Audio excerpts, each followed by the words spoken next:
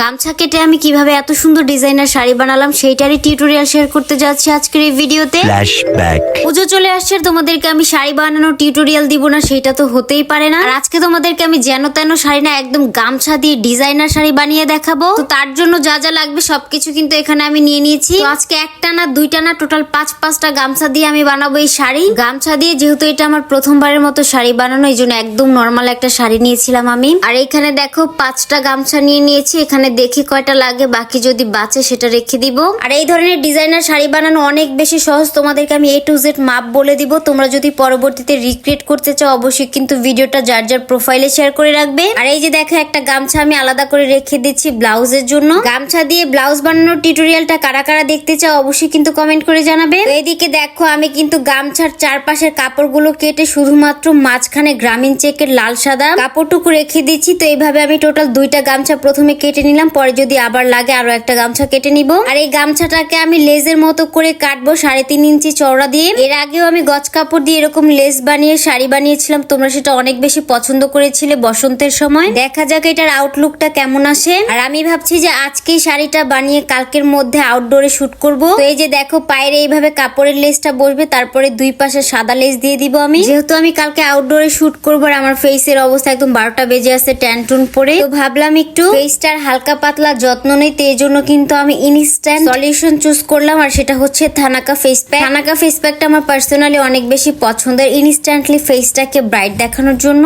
এছাড়াও glowy and healthy দেখানোর জন্য। এটা আমাদের সানট্যান রিমুভ করে তার পাশাপাশি কিন্তু স্কিনটাকে অনেক বেশি হেলদি করে তুলে, গ্লোই করে তুলে। তো ফেস প্যাকটাকে আমি 10 থেকে 15 মিনিটের মতো আমার ফেসের মধ্যে রাখবো, মানে যতক্ষণ না শুকাবে ততক্ষণ পর্যন্ত। তো এই ফাঁকে আমি শাড়িটার মধ্যে লেসটাও লাগিয়ে নিচ্ছি। থানাকা ফেস প্যাকটাকে আমার বিশেষ করে ভালো লাগার কারণ হচ্ছে এটাই যে ফেস প্যাকটা লাগানোর পরে ফেসে কোনো ঘষা মাজা করা লাগে না, জাস্ট লাগিয়ে রেখে ঘরের যে কোনো কাজই করা যায়। আর শুকানোর পরে জাস্ট খালি এটাকে রিমুভ করে ফেললে একটা আলাদা ধরনের ফেসিয়াল হয়ে যায়। এই যে দেখতে পাচ্ছ ফেস প্যাকটা একদম করকরা শুকনা হয়ে গেছে। এখন জাস্ট এটা উঠায় দেখাবো তোমাদেরকে কি ম্যাজিক হয়। ওয়াও, জাস্ট দেখো যে আমার স্কিনটা কতটা পরিমাণে গ্লো করতেছে। আর আগে যে ফেসে একটা ক্লান্তি ভাব ছিল সেটাও দূর হয়ে গেছে। আর ইনস্ট্যান্টলি ফেসটা কিন্তু অনেক বেশি ব্রাইট দেখা যাচ্ছে, গ্লোই দেখা যাচ্ছে। আর আমার যদি কোথাও যাওয়ার প্ল্যানিং থাকে বা মেকআপ করার কোনো কাজ থাকে, আমি কিন্তু ইনস্ট্যান্টলি এই থানাকা ফেস প্যাকটা ইউজ করে আমার ফেসে গ্লোইনেস ফিরিয়ে আনি। বাই দ্য ওয়ে, অরিজিনাল থানাকা ফেস প্যাকটা কিন্তু আমি সব সময় পারচেজ করি Kakoli business of Facebook page থেকে। অবশ্যই আমি কাকলি বিজনেস অফ ফেসবুক পেজটা মেনশন করে দিব। এছাড়াও ভিডিওর স্ক্রিনে কিন্তু আমি তাদের পেজের লোগোটাও অ্যাড করে দিয়েছি। তো এইদিকে দেখতেই পাচ্ছ গামছার কাপড়টার সাথে কিন্তু এক সাইডে লেস লাগানো শেষ। এখন হচ্ছে আমি আরেক সাইডেও লেস লাগিয়ে নিব। শাড়ির ক্ষেত্রে তুমি লেস গামছা দিয়ে বানাও বা গজ কাপড় দিয়ে বানাও, সেই কাপড়ের দুই সাইডে যদি চিকন চিকন সুন্দর লেস দিয়ে দাও সেক্ষেত্রে কিন্তু দেখতে অনেক বেশি সুন্দর লাগবে আর অনেক বেশি ইউনিক লাগবে।